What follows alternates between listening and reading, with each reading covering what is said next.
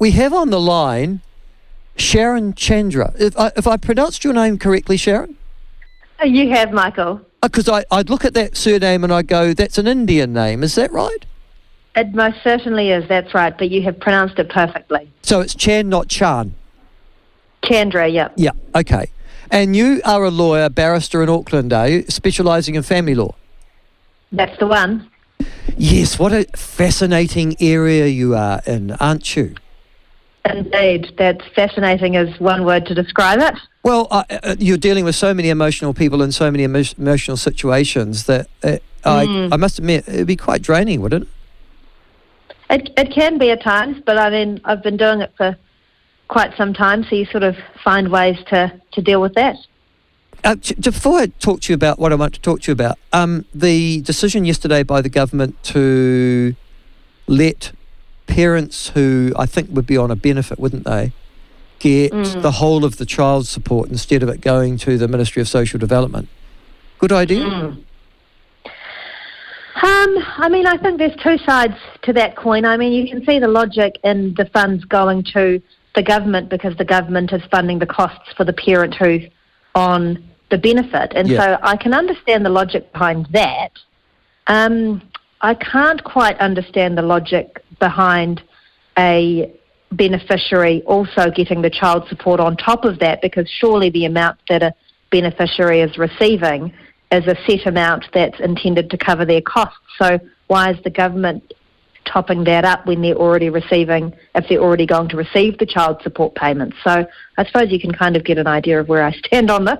Yeah, I guess, Sharon, the question I asked myself yesterday when I heard that was, I wonder if if the benefit gets abated depending on how much child support I'm getting from my former partner.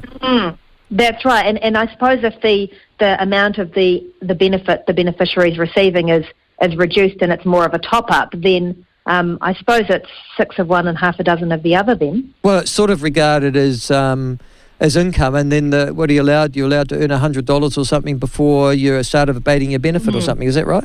Yes, that's right. And so I suppose, I mean, I would think the net effect is the same. You're just reallocating money from one point to another. But also, can I just be selfish for a second and say I'm on the DPB, I've got one child or two from a former relationship, I'm the one looking after them, my wife is out working, I've got the 2 kids. She has a good lawyer, just to say she's a family lawyer, working, she's a barrister in Auckland, getting tons of money. And I'm now getting the family support at, 24% or whatever it is after the, blah, blah, blah. Why would I leave the benefit?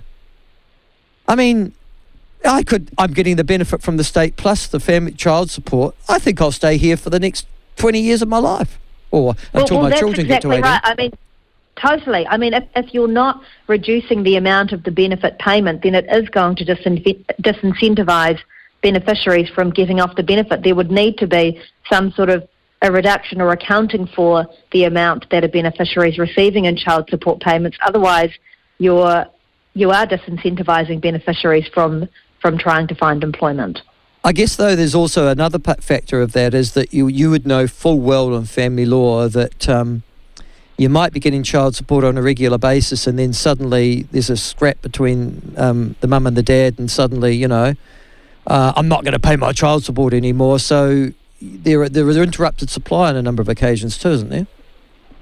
That's right, because you're reliant, if it's through the IRD, then you're reliant on the IRD to take steps to enforce the child support payments. And I mean, if they're under-resourced, then they will decide who they decide to take action against and who they don't, and your case may not necessarily be one of those. Or if you've got a private agreement and the other parent stops paying, then you have to go through the IRD process, and that will take time in itself as well. So, I mean, there are risks in that. The other thing that they didn't address yesterday, and I'm interested from your point of view, because I'd love to talk to you more, because there'll be issues that come up in the future, Sharon, to do with family law, is the idea of family support linking to access to children. So I'm paying what we'd call maintenance the child support. but I still have to go to the family court to get access to see my kids or something like that. That procedural unfairness still seems to be there, doesn't it? Well, I mean, there's a reason for that distinction. I mean, at the moment, they're two very different kettles of fish, because when a judge is looking at what the arrangements for a child should be, the focus isn't on money or the finances. It's okay, what are the circumstances of these particular children and what's going to be in their best interests? And that's the overarching principle that judges use when they're determining arrangements for children. So there's no financial side to that. But there is a tie to child support in a way, because the amount that you pay in child support will be in part determined by what the ultimate care arrangements are. But as soon as you bring money into determining care arrangements, then it stops being about the children and it starts being about money.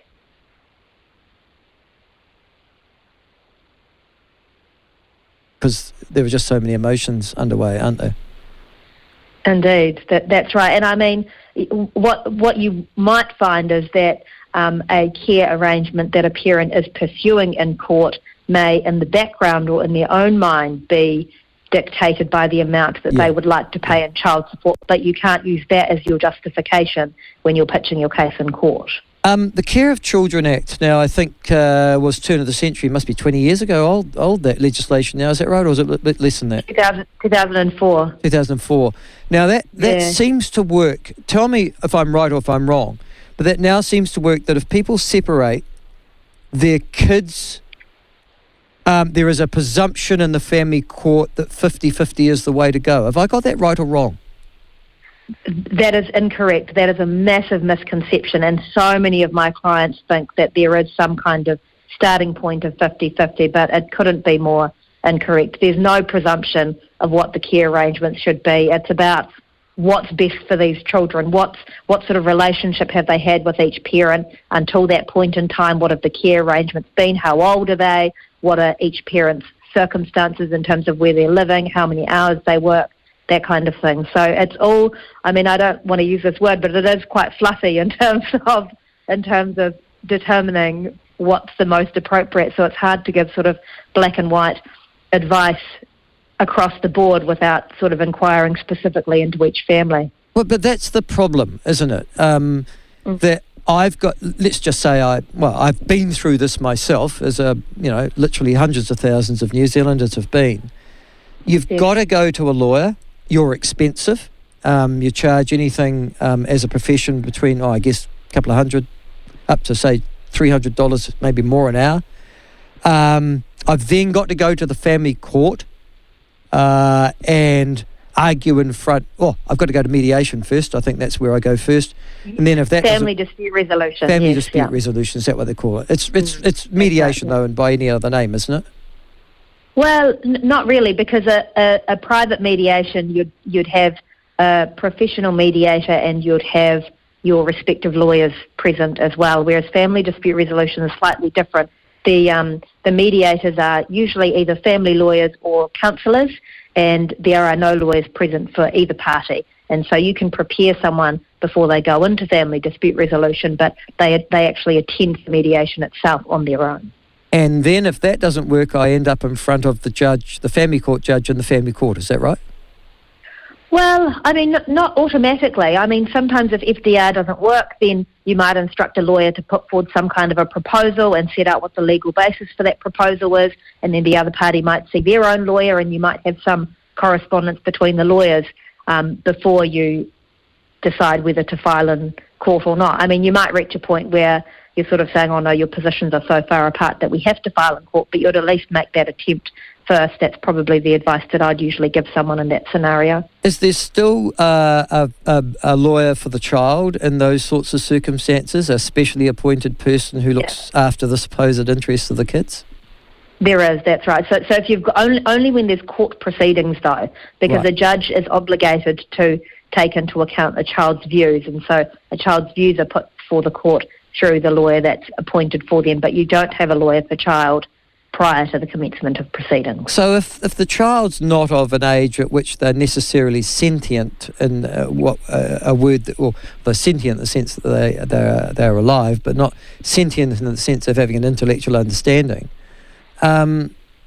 Does that still apply to that the child needs a lawyer? Let's just say Yes. they're 5 or something like that. Yes, it does, because taking views is only one aspect of a lawyer for child's role. There are a couple of other aspects. One is to advocate for their best interest because the child is their client, and another is to assist with negotiating some kind of agreement or some kind of settlement. So they might chair a meeting between the lawyers and the parties to try and broker an agreement, even if it's an interim agreement.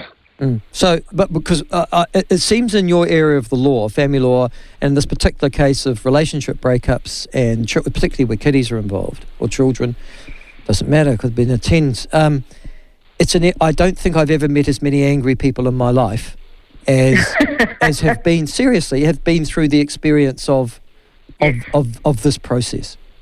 Right, yep, and I understand the frustration because we have a family court that's quite significantly under-resourced, and so the amount of time it takes to get through the court process is lengthy, and on top of that it's expensive, and so the access to justice element isn't particularly straightforward. I just so that you know, Sharon, I set up a little sort of boutique advocacy company about 5 or 6 years ago. Oh, yes. And that was primarily to deal with people who couldn't afford a lawyer, because, and one of some of my earliest clients were people who were involved in the family court. Right. And the thing that struck me, and the reason I did it, was because I didn't realise how much access to justice is an issue these days, and the fact that so many people can't afford it.